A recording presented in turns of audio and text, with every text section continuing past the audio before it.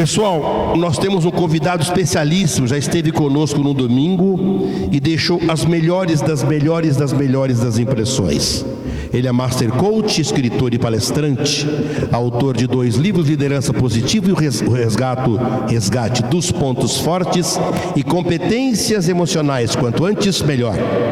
Há 25 anos, o Ueda conheceu a doutrina espírita, tornando-se trabalhador na Casa Espírita Seara Bendita, região do Campo Belo, no sul de São Paulo. Possui MBA em Recursos Humanos pela FIA USP, bacharel em História pela Faculdade de Filosofia, Letras e Ciências Humanas da maravilhosa Universidade de São Paulo, com o objetivo de despertar os pontos fortes e inspirar as pessoas a redescobrirem a sua própria potencialidade. Ele, nos últimos anos, dedicou os seus estudos e pesquisas aos aspectos que envolvem as competências emocionais, neurociência, psicologia e liderança positiva e os impactos na felicidade e na qualidade de vida do ser humano. O tema de hoje será a ciência da felicidade e o Evangelho de Jesus. Com vocês, para nossos ouvidos e coração, Minoru Ueda.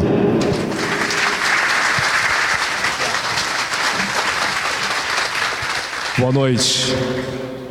Que a paz do nosso Mestre Jesus nos abençoe hoje e sempre. E Deus, nosso Pai, possa nos incentivar em nossos desafios, vitórias diárias. Eu fiquei em dúvida, né? Quando tem 2 microfones, eu fico olhando qual deles, né? É estéreo. Dizem que o cérebro masculino a gente consegue fazer uma coisa por vez, né? Eu lembro quando a minha filha, 15 anos atrás, nasceu, e eu achava que isso era mito, que o homem só conseguiria fazer uma coisa ao mesmo tempo. E ela nasceu e eu vi que a minha esposa conseguia cuidar da minha filha, trocar a fralda, esquentar o leite e cuidar de mim, né? E aí eu não conseguia nem trocar a fralda, ainda que a fralda do século XXI é diferente da fralda do século XX, né? Não é verdade? Alguém é do século passado aqui, só pra gente? Que às vezes eu falo, o pessoal, século passado, né? E tem algumas que é desse século.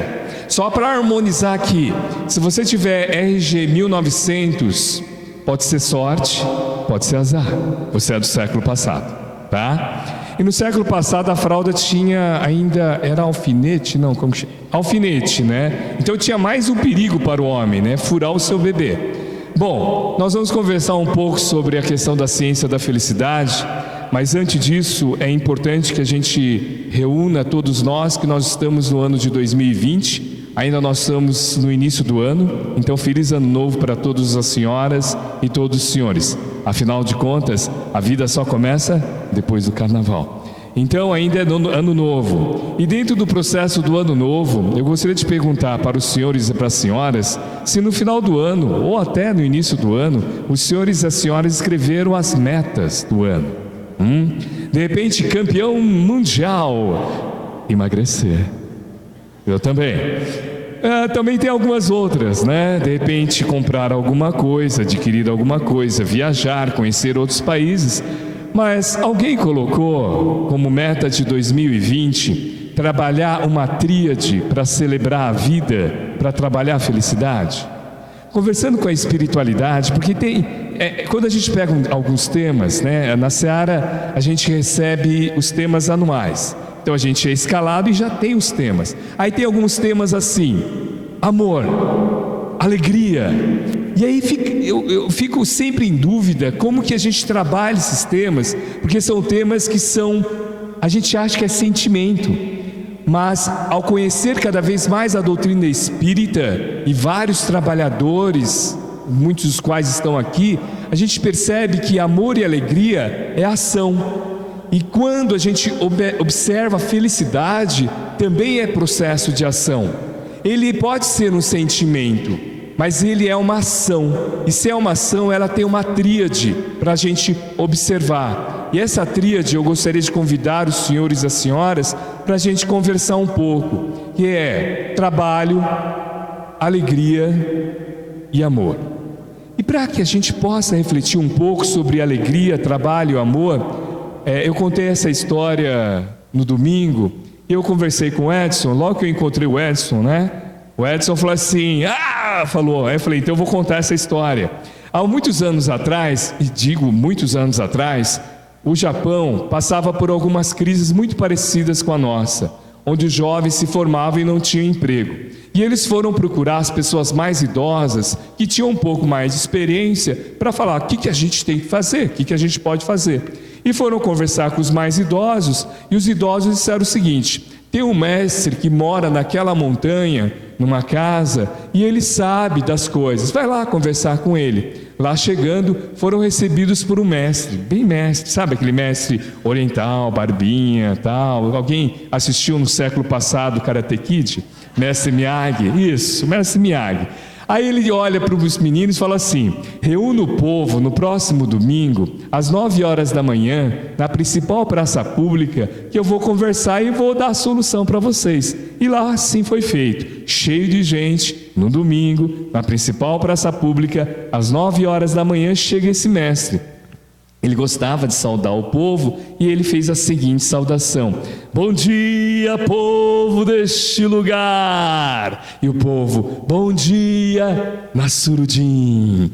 Aí Nasruddin, contente que estava cheio de gente, ele faz uma pergunta: povo dessa cidade, vocês sabem o que eu vim falar aqui? O povo olha para Nasruddin e responde: não sabemos, Nasruddin. Nasruddin dá uma gargalhada e responde: um povo que não sabe o que eu vim falar aqui, não precisa que eu fique aqui. E foi embora, pessoal, foi embora. O povo ficou com cara de bobo. Os meninos quase apanharam. Foram conversar com os idosos, e os idosos falaram assim: fica tranquilo, Nasruddin sabe o que faz, vai lá conversar com ele. E foram recebidos por um oriental, como se nada tivesse acontecido. Já virou oriental? Você não sabe se está gostando, não, tal. E aí ele olha para os meninos e fala assim: reúna o povo no próximo domingo, às 9 horas da manhã, na principal praça pública, eu vou conversar com o povo. Os meninos ficaram intrigados, mas como os idosos falaram que ele sabia o que fazia, assim foi feito. Pessoal, fofoca é uma coisa interessante, é melhor que propaganda em televisão, né? E aquele dia, nesse domingo, tinha gente de outras cidades para conhecer esse maluco que deixou o povo sozinho. Lotado de gente. E ele faz a sua saudação: bom dia, povo deste lugar. E o povo? Bom dia. Isso, tinha muitas mulheres e poucos homens aquele dia. E ele faz a sua pergunta: povo deste lugar, você sabe o que eu vim falar aqui? O povo, ciente do que tinha acontecido, responde: sim, nós sabemos, Nasruddin. Nasruddin dá uma grande gargalhada e fala: um povo que sabe o que eu vim falar aqui, não precisa que eu fique aqui. E foi embora. O povo ficou maluco, os meninos tiveram que sair correndo e chegaram na segunda-feira, foi conversar com o Nasruddin. Já está acabando. E aí foram falar com quem? Com o Nasruddin. Foram recebidos por Nasruddin e ele responde: reúna o povo. Que dia? Que horas? Onde? Que lá estarei presente. Ele então faz a sua saudação. Esse dia tinha homem, tá bom? E bom dia, povo deste lugar. Senhoras, senhoritas, quando a gente pede para eles aparecerem, eles aparecem, certo? E ele faz a sua pergunta: povo deste lugar, vocês sabem o que eu vim falar aqui naquele dia? Tinha um brasileiro bem no meio. Olha para Nasruddin nos olhos e fala o seguinte: metade sabe, metade não sabe. Brasileiro. Mas Nasruddin sabia das coisas e responde: a metade que sabe, fala para a metade que não sabe que eu vou embora. Povo do bênção de paz, vocês sabem que eu vim falar aqui? O Edson e a Beth sabem. Pessoal, o que os jovens precisavam naquela época? Emprego. Quando acontece tudo isso, veio gente de outras cidades, acontece o quê? Movimento. Quando acontece movimento, a economia sobe, tiveram emprego e viveram felizes para sempre. Sim ou não? Quem aqui que tem carteira assinada ou trabalhou no mínimo 5 anos? Levante o braço, por gentileza. A grande maioria. Vem cá. Trabalhar com gente é fácil? Pensa como a gente.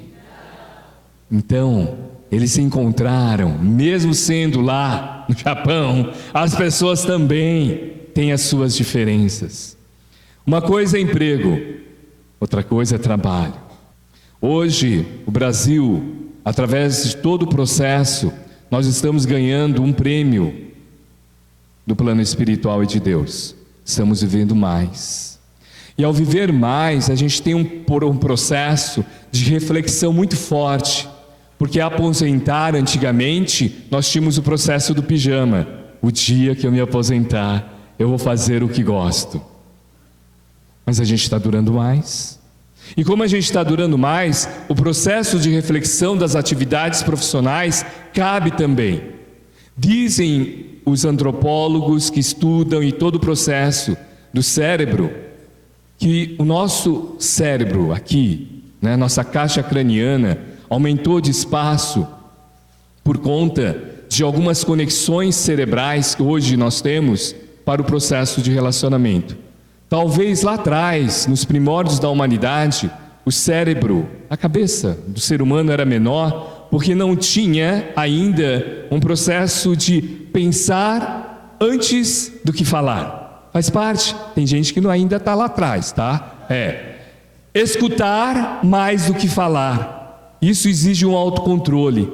Por isso que nós temos essa parte da frente, chamado neocórtex ou pré-frontal, que é o grande maestro das emoções e dos sentimentos e da intuição e de repente de algo chamado bateu, levou, correu e medo. Então esse processo, a doutrina dos espíritos nos ajuda muito, muito. Porque se nós observarmos na questão 132, então vamos na questão 833. Allan Kardec, no Livro dos Espíritos, é muito interessante, porque são mais de 1000 e poucas perguntas, onde a gente começa a ler e fala, nossa, é por isso que acontece isso, tal. E na questão 836, Kardec pergunta para o Espírito da Verdade, há no homem alguma coisa pela qual ele possui uma liberdade absoluta?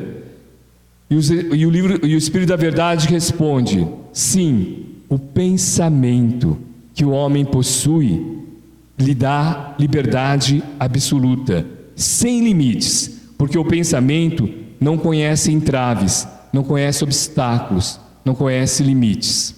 Então, quando a gente começa a perceber que atividades profissionais, ou atividade do voluntariado, ou qualquer atividade que a gente faça, é necessário que a gente trabalhe com os nossos pensamentos. Para onde vão os nossos pensamentos em nosso cotidiano?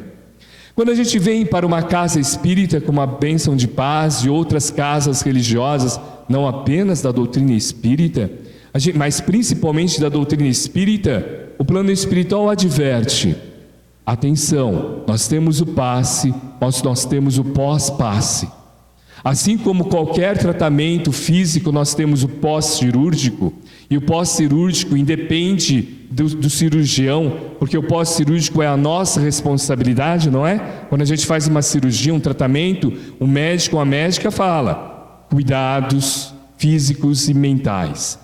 Disciplina na posologia do seu medicamento. E acima de tudo, cuide-se, cuide-se. É a mesma coisa do passe. Nós temos algumas pessoas, não aqui, tá bom? Mas a gente conhece gente lá fora que são chamados papa-passe, né? Que toma passe, achando, lógico, o plano espiritual e os nossos amigos, né, auxiliam. Mas se nós não realizarmos a nossa disciplina dos pensamentos, nosso pensamento voa. Talvez algumas pessoas aqui estejam com os pensamentos em outros locais, e aí depois volta como agora, né? Por quê? Porque o nosso pensamento, muitas vezes, ele tem um processo muito interessante do cérebro de pensar sempre na nossa autopreservação. Não sei se os senhores e as senhoras sabiam que nós temos os músculos do bumbum, chamado isquios.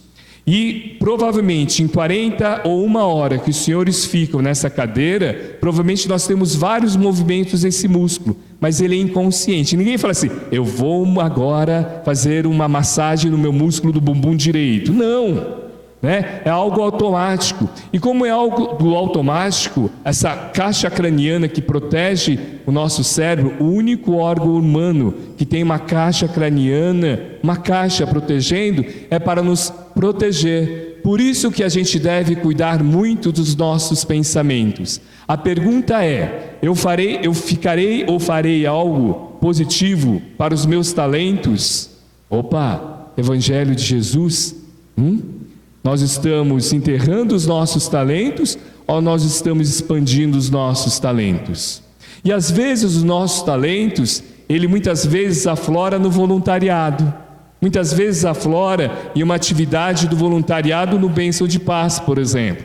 Se vocês perceberem os nossos voluntários que estão lá é a lanchonete, é isso? Né? Desse jeito eu nunca vou deixar de vir no Bênção de Paz, né? A primeira coisa que eu chego, o pessoal, não, cafezinho, água, até pizza, né? Mas a gente brinca com esse processo, mas a gente vê a luz das pessoas que nos recebem aqui no Bênção de Paz. Se você observar o olhar de cada trabalhador aqui, nós que visitamos o Bênção de Paz, a gente é acolhido pelo não verbal. Então, quando a gente fala que o pensamento, ele também recomenda muito, ele impacta no nosso não verbal, é muito forte. Porque tem gente, eu não sei se os senhores e as senhoras conhecem, gente que é enfesada. Conhece? Acho que não existe aqui na Zona Leste, né? Só lá onde eu moro, lá perto de Osasco, né? É o seguinte, enfesado etimologicamente, etimologia, origem da palavra vem do quê? Fezes. Por isso que gente enfesada tem constipação intestinal, tem dificuldade no processo, tanto digestivo quanto na liberação.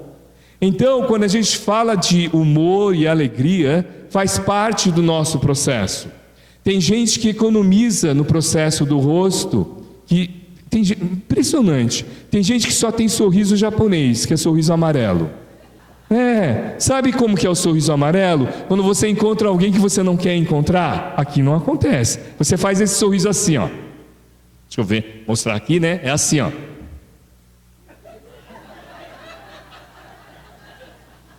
Porque usa apenas uma musculatura chamada os zigomáticos maiores. Ueda, o que é isso? Só usa as musculaturas da boca. E não sorri com os olhos, com os orbiculares ópticos. Por isso, lá nos romances, nas poesias, eles dizem: sorri pelos olhos, brilho nos olhos. Por isso que Jesus, quando ele estava andando por uma determinada rua na Galileia, quando todos os apóstolos, os evangelistas atravessam a rua porque tinha um cachorro desencarnado, Jesus olha para quê? Para os olhos do cão. Pessoal, o Evangelho de Jesus deixa a pista. Por isso que a gente descobre que as pessoas gostam do que faz. Quando você chega, cadê a Márcia? Né? A Márcia, eu cheguei cedo aqui. Eu estava já na rua, eu moro lá na Zona Oeste. Eu falei, eu não vou voltar, e é dia do meu rodízio, mas já estava tudo planejado, tá? Aí eu já sabia que tinha um brechó, aí encontrei a Márcia. Minoro, tal, aí já trouxe aqui, já fiquei aqui, já tal. Aí depois sobe a Ana Lu. A Ana Lu subiu 3 vezes aqui para ver se eu queria comer, né? Não vai estar, não, fica tranquila, tal. Mas a gente brinca com isso, mas é através dos olhos que a gente percebe. Se vocês tiverem uma curiosidade, ou se você tem uma companheira ou companheiro que você vive há alguns anos, tal, lembra, eu não sei se é igual no meu caso, tem que olhar bem no espelho retrovisor, eu e minha esposa, né? Quando eu a conheci, foi no século passado, tá? E aí, lembra, de repente, o dia... Eu vou pegar aqui. É o casal, né? É aqui o casal? Imagine o casal, alguns anos atrás, se encontrando, né? Um olhando para o outro, né? Sabe aquele olhar? Ainda continua com o olhar apaixonado, os dois aqui. Ou então quando a Beth entrega a água para o Edson abre assim e olha para a Beth assim.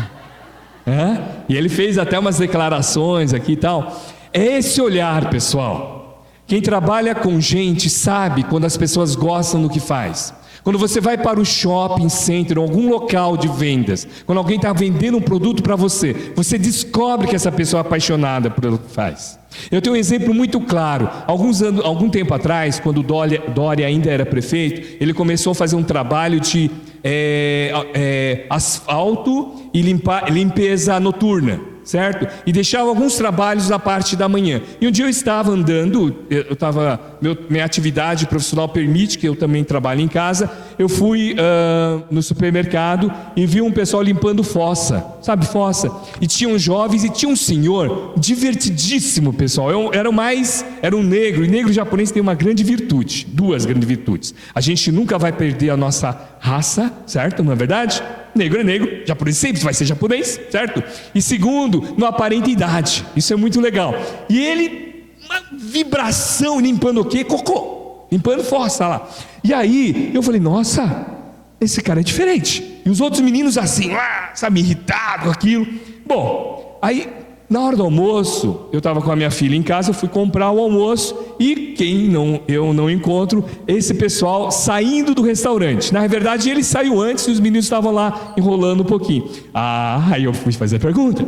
Falei, eu vi o senhor trabalhando lá, tal. O senhor trabalha há quantos anos? Ele falou, 40 anos, já estou aposentado. Mas sabe o que é, né? Não estudei, não sei o que, tem que ficar limpando. Tá gravando, né? Não pode falar palavrão.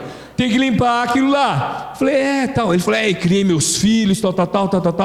Eu falei assim, olha a pergunta, né? Falei, acho que ele vai responder qualquer coisa. Falei assim, o senhor trabalha há 40 anos, qual o significado dessa energia? Ele falou assim, eu evito enchentes. Significado. Qual o significado que você dá para as coisas?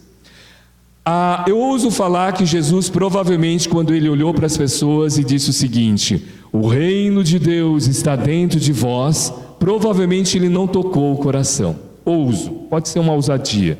Provavelmente ele tocou o cérebro, a mente humana. Mas nós não tínhamos ainda a neurociência para de repente impulsionar que nós temos sim esse controle. Por isso que a questão do amor, o amor é prática. E é interessante porque ao conversar um pouquinho logo quando eu vi Toca Rua aqui, eu falei, opa, então é um centro espírita que permite. E comecei a também observar a nossa religiosidade, porque a doutrina dos espíritos não é a doutrina dos homens, né? Todos nós somos espíritos. Por isso que cada vez mais a gente incentiva o diálogo com as outras. Ninguém pode acabar com o amor sem explicação. Vamos repetir. Ame simplesmente, porque nada nem ninguém pode acabar com o amor sem explicação. O amor não precisa ter explicação. Então quando você dedica algo para alguém, não precisa ter explicação. Quando você dedica algo para outra pessoa, não tem cobrança. Jesus dizia, o que a mão, eu nunca sei se é a mão esquerda ou a mão direita, enfim, o que a mão esquerda faz, a mão direita não vê, ou a mão direita não vê, a mão esquerda não faz, mas tudo isso, né, eu fico confuso, mas o importante é, por que ele falou isso? Porque ainda, não a gente, tá? O pessoal lá fora tem a tendência de amar o outro e exigir que também a outra pessoa ame. Né? Fazer uma gentileza, né? Porque o amor é a ação, então uma gentileza, agradecer, dar um feedback positivo, abraçar, escutar e exigir que a outra pessoa o faça. Por isso que a doutrina dos espíritos a gente sempre recomenda nas aulas, evangelho no lar, nunca cobre a outra pessoa, porque aquilo que você está lendo é para você. Quando a gente começa a conhecer uma bênção de paz, a gente quer que todo mundo venha, não é verdade? Vem lá, mas não, as pessoas elas estarão nos acompanhando através dos nossos exemplos, e os nossos exemplos nesse processo é muito interessante, porque o amor nos tira de um casulo, né? O que é esse casulo? É o casulo do egoísmo, é o casulo do orgulho e tudo isso. Agora, a gente tem que praticar a gentileza amorosa.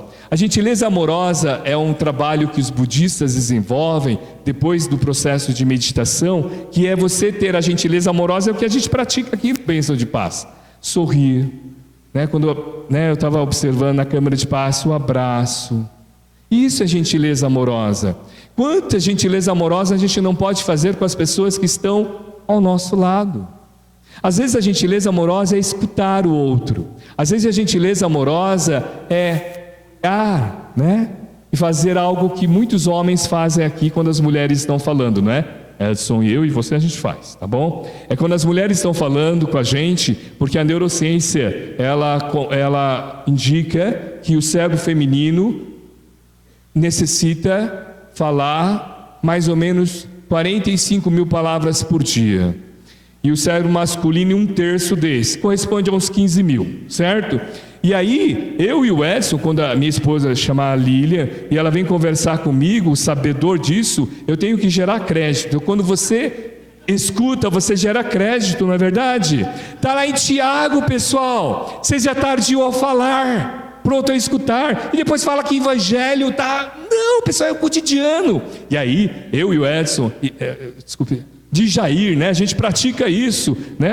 A gente fala porque as esposas estão aí. O senhor também pratica, o Henrique também pratica. O pessoal, a maioria que pratica é assim. As nossas companheiras vêm conversar com qualquer companheira, tá? Qualquer ser feminino vem conversar com a gente trabalha o processo do psicólogo e do coach. É assim.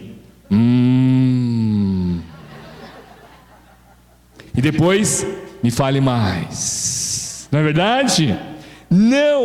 Não faça do que muitos cérebros masculinos às vezes desejam, que é o foco no resultado, e fala assim: não, por que você não faz? Não, espera a pessoa falar e tudo isso. Porque corta. Aí cortou, gerou débito, não é crédito. É mais ou menos assim. Imagine que a minha esposa e algumas das nossas amigas aqui foram convidadas para ser... Tem alguém que vai casar proximamente aqui? Não? Quando a gente fala casal, o pessoal até fica assim meio... Imagine que um ser fictício aqui vai casar. E nos chamaram para madrinhos e padrinhos. Madrinhos. Madrinha e padrinhos, né? E aí as madrinhas é no sábado, tudo bem? Casamento é às 19 horas. Quando é mais ou menos em torno de 9, 10 horas, as madrinhas estarão aonde? No salão, isso. Geralmente quando é madrinha, fica quanto tempo no salão? Vixe, é isso mesmo. Isso, vixe. No mínimo quanto? Seu Henrique, pós-graduado, 6 horas. Isso, 6 horas. Nesse período, para ficarem mais belas, tá? Nesse período, nós homens, nós vamos para onde? Para o bar. Isso, para o bar. Passou 6 horas, foi para o bar, certo? O homem já foi. Aí, quando o homem vai para o bar, geralmente ele fala um pouco mais, não fala? Solta um pouco mais. Aí, quando as mulheres chegam, depois de 6 horas sofrendo para ficar mais lindas, maravilhosas, o que o homem fala? Nada. Agora eu vou explicar por que é o nada. Científico. Quantas mil palavras o homem tem que falar por dia? Em torno de 15. Pessoal, o homem bebeu 6 horas lá, falou tudo.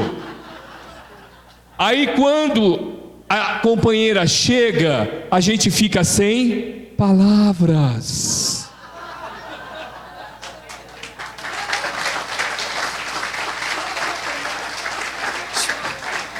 Gerou crédito, né?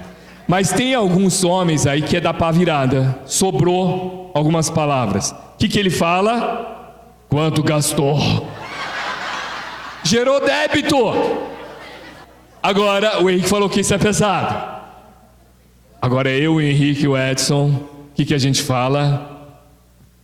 Ficou linda. Só que não vai fazer como muitos homens ou muito cérebro masculino que chuta. Você cortou o cabelo, não fala nunca isso. Você nunca sabe o que aconteceu. Às vezes não cortou. Igual a minha esposa, só fez um pouquinho de chapinha lá, tal. Né? Já viu japonesa com cabelo ondulado? É ela. A família dela tá cheia de gente aqui na Vila Carrão. Quando eu falo que eu venho, ela falou que no próximo domingo, quando for domingo ela vem. Ela fica lá com as primas lá.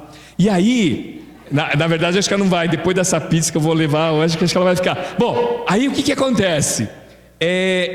A gente tem que fazer perguntas, pessoal.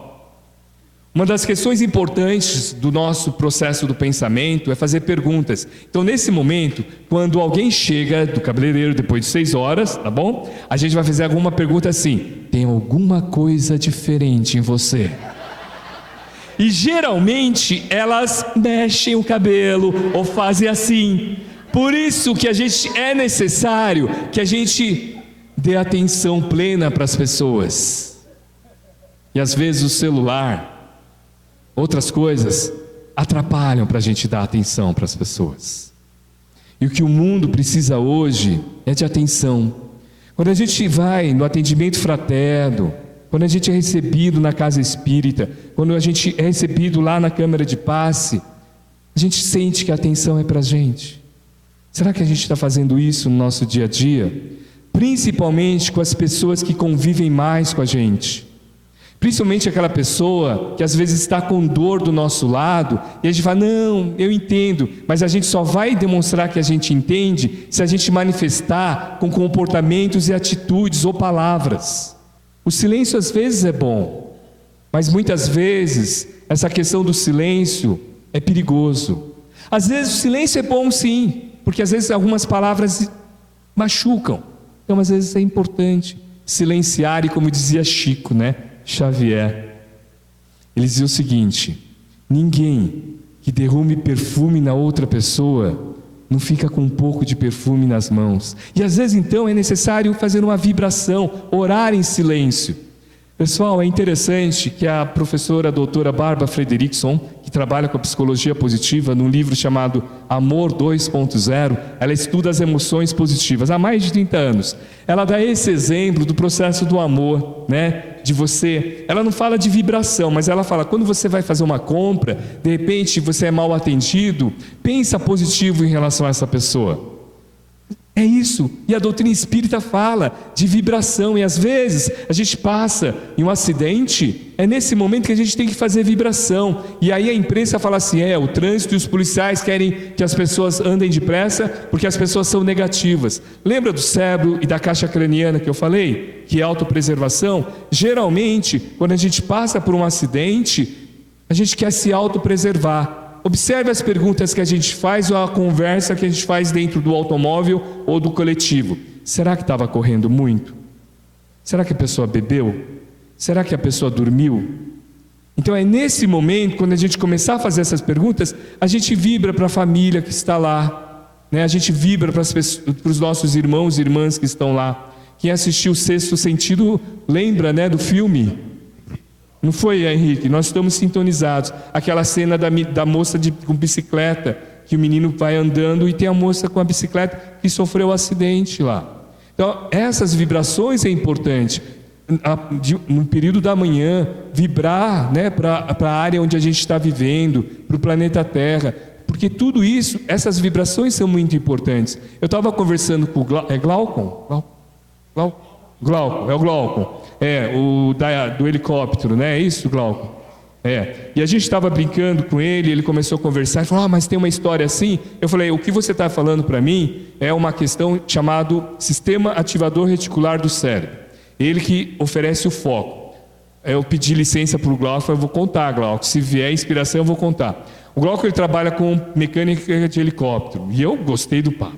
Nossa, Porque todos nós um dia a gente quer saber o que é. E ele falou o seguinte, e ele falando, pessoal, brilho nos olhos. E ele falou assim, nossa, e eu estudo, eu falei, brilho nos olhos. Aí eu falei assim, Glauco, e aí não sei o que, aí eu tenho que te contar um negócio. Minha mãe trabalhava no Parque de Ibirapuera, no Oca, e lá tinha o museu, tem ainda, o Museu da Aeronáutica, do Folclore, e eu brincava, como minha mãe e meu pai trabalhavam, a gente ia com a minha mãe e a gente brincava lá no Museu da Aeronáutica, e eu ficava pilotando e tudo isso, tal. Eu falei, quanto tempo? Ele olha, mais de 10 anos. Pessoal, ficou no inconsciente dele essa imagem.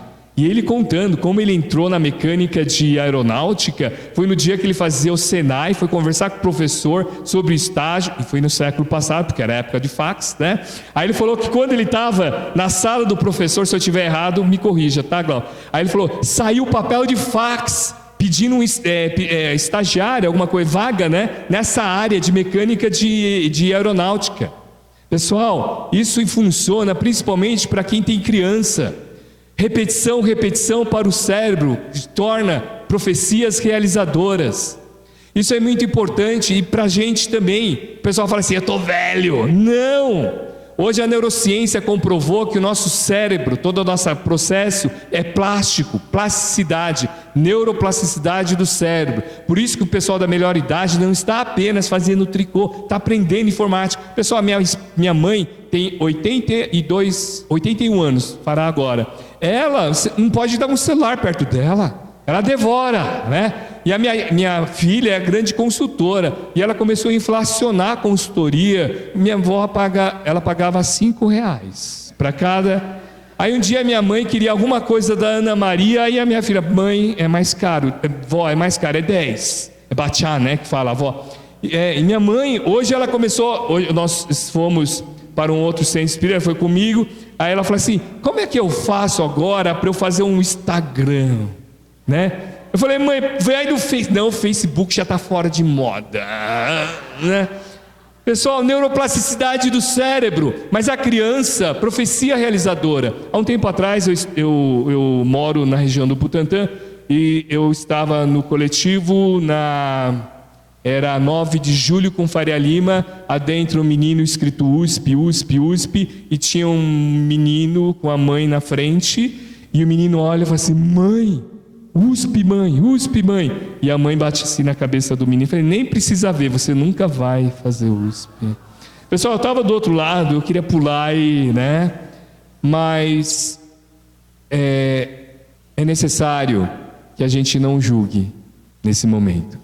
Por isso que é difícil a gente ser amoroso, porque ser amoroso com a outra pessoa não é julgar e nem avaliar, é validar, que é o verbo da empatia. A gente tem que validar, porque essa senhora provavelmente, dentro do ambiente da vida dela, provavelmente teve essa repetição. Então cabe a nós, nesse momento, vibrar e, quando tiver essa oportunidade, propagar que o cérebro, no livro Pensamento e Vida, de Chico Xavier e Emmanuel, está claramente lá, que o nosso cérebro é uma esponja. Então, alguém quando acordou, hoje não, né? Mas comece a pensar, você acorda, por isso que fala que a gente é uma página em branco. Você ouve uma música, fica com essa música o dia inteiro. Lembra da aguinha Pocotó? Mas imagine se você escutar uma música daqueles poetas fantásticos, ou do poeta fantástico chamado Renato Russo. Quem acredita, na verdade ele se baseou em Paulo, na carta de Paulo, quem acredita sempre alcança. Nossa, já pensou acordar, né? Aí empolga, né? Acordar com esse processo. Então a mente humana com esse processo é muito interessante. Mas vamos de novo com Madre Teresa de Calcutá, Irmã Dulce. As pessoas que espalham amor não têm tempo nem disposição para jogar pedras, Irmã Dulce. As pessoas que espalham amor não têm tempo nem disposição para jogar pedras. A gente observa trabalhadores que trabalham no voluntariado, não tem tempo de reclamar. Eu vou falar de uma pessoa que foi nosso companheiro no século passado, da doutrina espírita. Ele, muito interessante, ele fundou várias casas espíritas.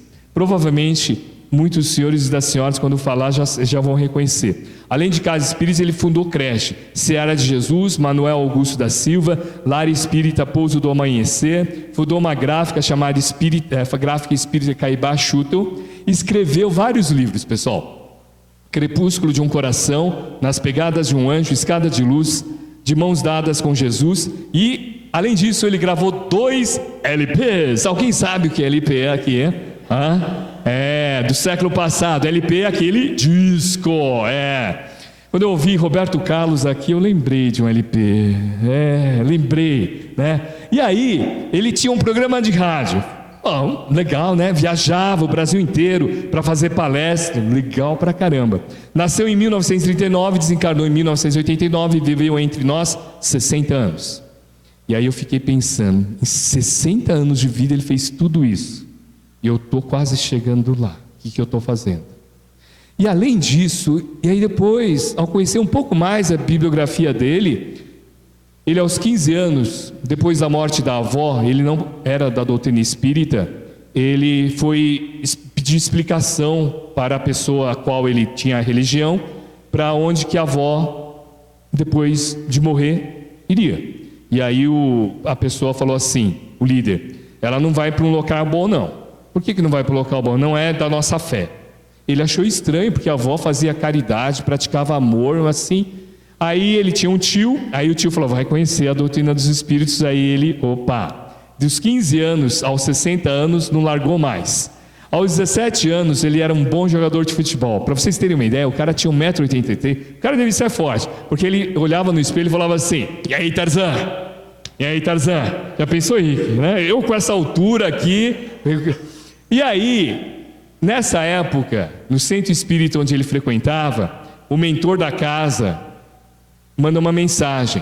E aí o trabalhador fala assim, a mensagem veio para o apelido desse trabalhador. E o apelido é Tarzan. E ele sabia que era para ele. E a mensagem foi assim, Tarzan, se prepare para a selva de sofrimentos. É ele. Jerônimo Mendonça, gigante deitado. Por que gigante deitado? Aos 17 anos ele jogava futebol, começou a sentir sintomas de artrite reumatoide. Em 2 anos essa artrite reumatoide se tornou severa. Aos 19 anos começou a usar muletas. Aos 25 anos cadeira de roda. Aos 30 anos totalmente tetraplégico. Dos 30 anos aos 60 anos viveu, trabalhou, fez tudo isso aqui numa cama ortopédica. Começou a perder a visão de um olho e de repente, por desafios da medicina, perdeu o segundo olho também, cego. Além disso, problemas cardíacos. Ele chegava em determinados momentos a tomar 20 isordil de tanta dor, Viajava, trabalhava, fazia palestra, incentivava as pessoas. Eu conversava com algumas pessoas lá da Seara, algumas trabalhadoras e alguns trabalhadores, eles conheceram. Eles falaram assim para mim, elas falaram assim, Ueda, a gente ia na exposição dele e a gente estava com dores, alguns desafios. A gente olhava o gigante deitado e falava assim, eu estou reclamando do quê? E ele tinha um bom humor, pessoal, porque ele recebeu como doação uma perua. Alguém lembra de perua, Kombi, século passado, espaço grande.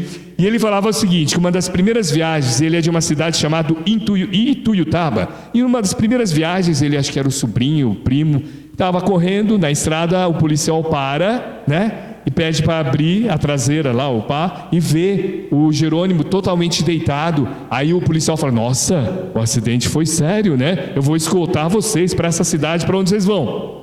E ele chega na palestra espírita e ele fala assim, pela primeira vez, eu chego antes do que os nossos irmãos espirituais.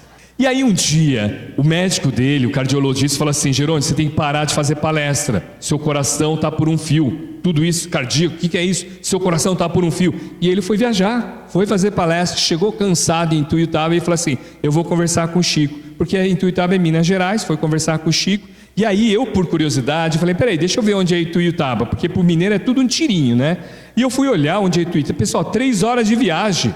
Aí ele chega, porque ele falou assim, nossa, o médico falou que o meu coração está por um fio. E eu pensei o seguinte, só ele passa por isso. Alguém já passou pela síndrome da vitimização? Não, a gente não. Só uma senhora, eu vou mostrar como que é a síndrome da vitimização. A gente passa por um desafio, alguém pergunta assim, e aí Ueda, tudo bem? Mais ou menos.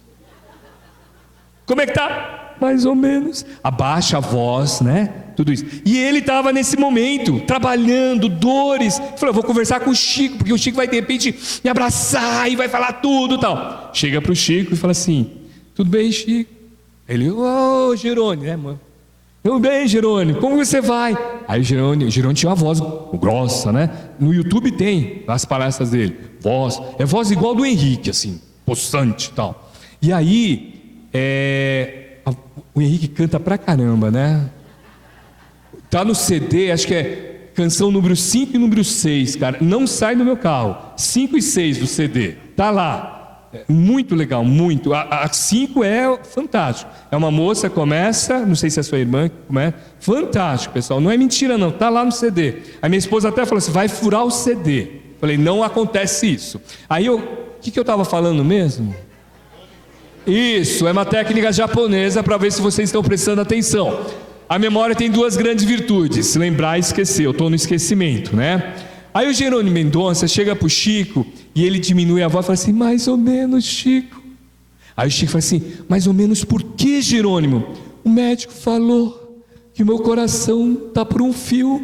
Aí o Chico, né? Ele fala assim, Emmanuel está aqui comigo. Ele fala que tem 2 tipos de fio, o fio de nylon e o fio de aço. O seu é fio de aço para continuar a trabalhar. Jerônimo olha, né? Não tem palavras, ele fala assim, Chico, fique com paz. Aí Chico olha para Jerônimo e fala assim, Emmanuel está falando para você tirar o Z e vai trabalhar. Fique com a pá e vá trabalhar. Pessoal, é isso. Muitas vezes, quando a gente entra no processo de vitimização, a gente entra num processo de não escutar a própria voz, os próprios talentos. A psicologia positiva revela que todos nós temos vocação e talento. E o Evangelho também. Alguns multiplicam, alguns somam, alguns enterram. Quando a gente observa, quando a gente pergunta, por que você faz o que você faz? Pode ser um trabalho remunerado ou não. Provavelmente tem a ver com uma oração que eu gostaria de compartilhar agora com os senhores e com as senhoras para a gente concluir com muito amor. Vamos lá. Edson, você pode fazer uma base para mim? A moça, desculpa, perdão. Obrigado. Falha minha, perdão. É que eu olhei para o Edson, não olhei para Renata. É uma prece de Amélia Rodrigues, psicografado por Divaldo Pereira Franco. Senhor, muito obrigado pelo que me destes, pelo que me dás, pelo ar, pelo pão, pela paz. Muito obrigado pela beleza que meus olhos veem no altar da natureza. Olhos que contemplam o céu cor de anil e se detém na terra verde, salpicada de flores em tonalidades 1000. Pela minha faculdade de ver, pelos cegos eu quero interceder, por aqueles que vivem na escuridão e tropeçam na multidão. Por eles eu oro e a ti imploro comiseração, pois eu sei que depois dessa lida, numa outra vida, eles se enxergarão. Senhor, muito obrigado pelos ouvidos meus, ouvidos que ouvem o tamborilar da chuva no telheiro, a melodia do vento dos ramos do salgueiro, a dor e as lágrimas que escorrem no rosto do mundo inteiro. Ouvidos que ouvem a música do povo, que desce ao morro na praça cantar, a melodia dos imortais que a gente ouve uma vez e não esquece nunca mais. Diante da minha capacidade de ouvir, pelos surdos é o teu reino de amor, eles voltarão a ouvir. Muito obrigado, Senhor, pela minha voz, mas também pela voz que canta, que ensina, que consola, pela minha capacidade de falar. Pelos mudos, eu te quero rogar, pois eu sei que depois dessa dor, no teu reino de amor, eles também cantarão. Muito obrigado, Senhor, pelas minhas mãos, mas também pelas mãos que aram, que semeiam, que agasalham, mãos de caridade, de solidariedade, mãos que apertam mãos de poesias, de cirurgias, de sinfonias, de psicografias, mãos que numa noite fria cuida ou lava louça numa pia, mãos que beira de uma sepultura abraça alguém com ternura num momento de amargura, mãos que no seio agasalha o filho de um corpo alheio sem receio, e meus pés que me levam a caminhar sem reclamar, porque eu vejo na terra amputados, deformados, aleijados, e eu posso bailar. Por eles eu oro e a ti imploro, porque eu sei que depois dessa expiação, numa outra situação, eles também bailarão. Por fim, Senhor, muito obrigado pelo meu lar, pois é tão maravilhoso ter um lar. Não importa se esse lar é uma mansão, um ninho, uma casa no caminho, um bangalô, seja lá o que for, o importante é que dentro dele exista a presença da harmonia e do amor. O amor de mãe, de pai, de irmão, de uma companheira, de alguém que nos dê a mão, nem que seja a presença de um cão, porque é tão doloroso viver na solidão. Mas se eu ninguém tiver, nem um teto para me agasalhar, uma cama para eu deitar, um ombro para eu chorar, ou alguém para me desabafar, não reclamarei, não lastimarei, nem blasfemarei, porque eu tenho a ti. Então, muito obrigado, porque eu nasci, e pelo teu amor, teu sacrifício, tua paixão por nós. Muito obrigado, Senhor. Muito obrigado, bênção de paz. Que assim seja, graças a Deus.